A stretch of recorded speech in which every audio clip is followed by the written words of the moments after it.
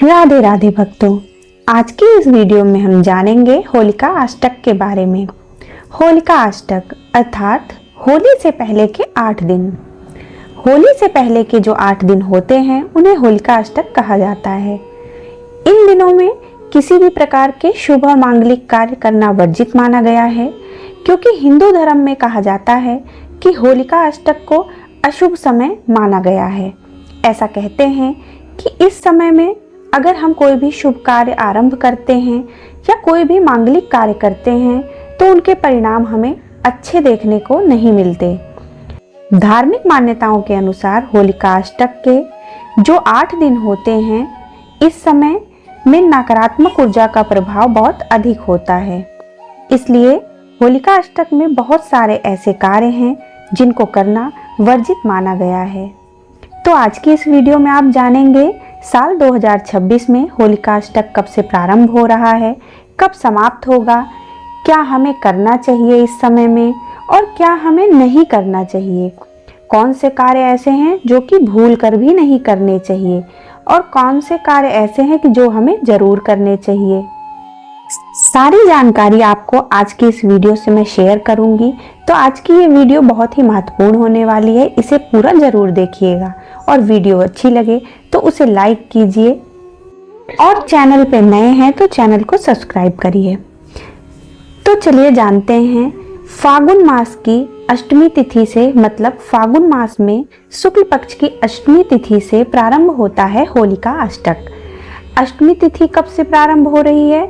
तो अष्टमी तिथि प्रारंभ हो रही है 24 फरवरी 2026 सुबह 7:02 पर और अष्टमी तिथि का समापन होगा 25 फरवरी को सुबह 4:51 पे। तो 24 फरवरी 2026 मंगलवार से होलिका अष्टक लग जाएगा और होलिका अष्टक का समापन होता है होलिका दहन पे। तो 3 मार्च 2026 को होलिका अष्टक का समापन होगा। तो अब जानते हैं कि होलिका अष्टक के इन 8 दिनों में हमें क्या नहीं करना चाहिए। तो देखिए, होलिका अष्टक में सगाई नहीं की जाती, विवाह नहीं किया जाता, 16 संस्कार जो हमारे हिंदू धर्म में होते हैं वो नहीं किए जाते, कोई भी मांगलिक कार्य इन दिनों में नहीं किया जाता। अगर आप अपने मायके से ससुराल जा रहे हैं या ससुराल से मायके आ रहे हैं तो इन 8 दिनों में आप ना ही जाएं तो अच्छा है। खास करके जो नव विवाहित बहू बेटियां हैं उनकी विदाई इस समय में नहीं करनी चाहिए।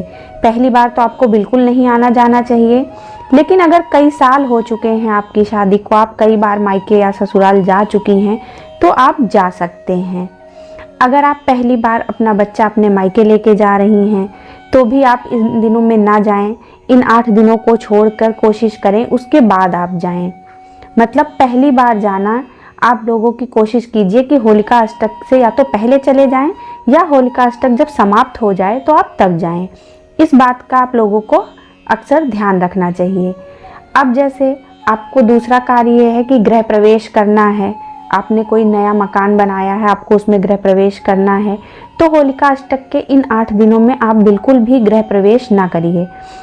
अगर आपको भूमि पूजन करना है, आपने कोई जमीन ली है, उस पर घर बनाना है, तो भूमि पूजन भी आप होलिका अष्टक के बाद ही प्रारंभ करें। नींव रखनी है तो वो भी आप होलिका अष्टक के बाद ही करें।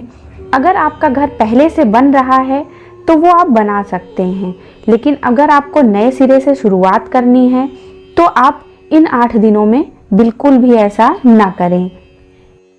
अगर आपको अपना घर बदलना है, मतलब आप किराए के मकान में रहते हैं, आपको एक मकान छोड़ के दूसरे मकान में जाना है, अपना घर बदलना है, तो अगर हो सके संभव तो आप इन 8 दिनों में ना बदलें। और अगर नहीं संभव हो पा रहा तो आप बदल सकते हैं, क्योंकि आप पहले से ही किराए के मकान में रह रहे हैं तो आप बदल सकते हैं। लेकिन जहां तक हो सके इन 8 दिनों को छोड़ के ही आप ऐसा करें। अगला, आपको कोई व्यापार करना है, कोई दुकान खोलनी है, कोई नया आप कारोबार शुरू करना चाह रहे हैं, प्रारंभ करना चाह रहे हैं, तो इन होलिका अष्टक के दिनों में आप उन्हें ना करें, क्योंकि इन दिनों में जब आप ये कार्य प्रारंभ करेंगे तो आपको की जो नवग्रह की स्थिति होती है वो अच्छी नहीं होती, नकारात्मक ऊर्जा इन टाइम पे ज़्यादा होती है, तो इसलिए सफलता की उम्मीद कम होती है। तो जहाँ तक संभव हो सके होलिका अष्टक के इन दिनों में कोई भी नया व्यापार या दुकान आप ना शुरू करें। उसके बाद अगला है, अगर आपके घर में शादी पड़ी है, आपको कोई भी शादी से रिलेटेड सामान खरीदना है, कोई भी ज्वेलरी खरीदनी है, कपड़े खरीदने हैं या कुछ मेकअप का सामान खरीदना है, तो इस तरह के सामान भी आप इन दिनों में न खरीदें। हाँ, आप अपनी रोज की रूटीन के जो सामान हैं, जैसे जो औरतें या महिलाएं पहले से विवाहित हैं, वो थोड़ी मोड़ी, जैसे उनको बिंदी लेनी है, चूड़ी लेनी है, घर के डेली यूज वाली, तो वो आप ले सकती हैं। लेकिन अगर आप नई शादी के लिए खरीदारी करना चाह रहे हैं तो वो इन 8 दिनों में आप ना करें। अगला आता है, अगर आप कोई व्रत पूजा प्रारंभ करना चाह रही हैं, अगर आप कोई नया व्रत प्रारंभ करना चाह रहे हैं, जैसे आपको सोमवार का व्रत रहना है, शुक्रवार का व्रत रहना है, तो आप नया व्रत शुरू करना चाह रहे हैं, तो इन दिनों में ना शुरू करके होलिका अष्टक के बाद प्रारंभ करें। और अगर आप पहले से रह रहे हैं, आपको उस व्रत का उद्यापन करना है, तो हो सके तो आप उद्यापन भी ना करें। जैसे कि आप 16 सोमवार का व्रत रह रहे हैं, तो अब आपके 16 सोमवार का उद्यापन होलिका अष्टक के बीच में पड़ रहा है, तो आप एक व्रत ज़्यादा रह जाएं, ज़्यादा रह के होलिका अष्टक के बाद उसका उद्यापन करें। किसी भी नए व्रत का उद्यापन या प्रारंभ इन होलिका अष्टक के दिनों में ना करें। अब बात करते हैं कि इस समय में हमें कौन कौन से कार्य करने चाहिए। तो देखिए, होलिका अष्टक के दिनों में नकारात्मक ऊर्जा ज़्यादा होती है, तो इसलिए उसको कम करने के लिए हमें इन दिनों में पूजा पाठ करते रहना चाहिए, हवन करना चाहिए, यज्ञ, मंत्रों का जाप, स्तोत्र पाठ या किसी पुराण का पाठ। अब ऐसे कार्य नित्य प्रतिदिन 8 दिन अपने घर में कर सकते हैं। ये तो अत्यंत आवश्यक है कि होलिका अष्टक के इन 8 दिनों में आपको अपने घर पे जरूर से जरूर पूजा करनी चाहिए और कपूर की धुनी पूरे घर में प्रतिदिन दिखानी चाहिए। कपूर हो, गूगल हो, लोबान हो, आप इनको अपने घर में प्रतिदिन दिखाएं, तो इससे नकारात्मक शक्तियां घर में प्रवेश नहीं कर पाती और होलिका अष्टक का जो नकारात्मक प्रभाव होता है वो हमारे घर से दूर रहता है। लेकिन मान लीजिए आपके पास कपूर नहीं है, लौंग नहीं है, घर में आप उसको घुमा नहीं सकते, तब आप क्या करेंगे? तब आप प्रतिदिन सिर्फ अपने घर में एक जो आप भगवान का दिया प्रज्वलित करते हैं, आप वो करिए। उसके बाद आप जैसे हनुमान चालीसा का पाठ कर सकते हैं, गायत्री मंत्र पढ़ सकते हैं, महामृत्युंजय मंत्र पढ़ सकते हैं। इस प्रकार से मंत्रों का जाप आप स्वयं ही कर सकते हैं, या आप फिर मोबाइल चला दीजिए या टीवी में लगा दीजिए, आप कहीं से भी उसे चलाकर थोड़ी देर के लिए छोड़ दीजिए। नित्य प्रति पूजा पाठ जरूर कीजिए। इन सब चीज़ों को करने से आपका परिवार सुरक्षित रहेगा। अगर आपका परिवार सुरक्षित रहेगा तो आप भी सुरक्षित रहेंगे। अच्छा, अब विशेष रूप से महिलाएं ध्यान दें।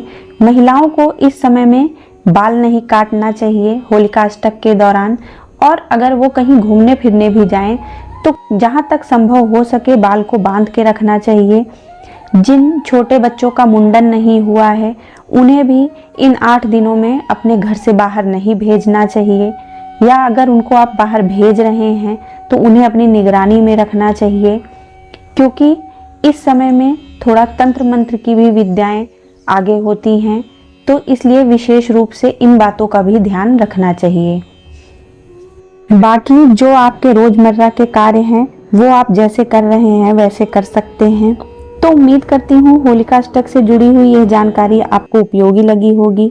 अगर इससे जुड़े और भी कोई प्रश्न है तो आप कमेंट बॉक्स में कमेंट करके पूछ सकते हैं, और अगर वीडियो आपको पसंद आई हो तो वीडियो को लाइक और चैनल को सब्सक्राइब अवश्य करें और अपने दोस्तों को भी शेयर करें। राधे राधे।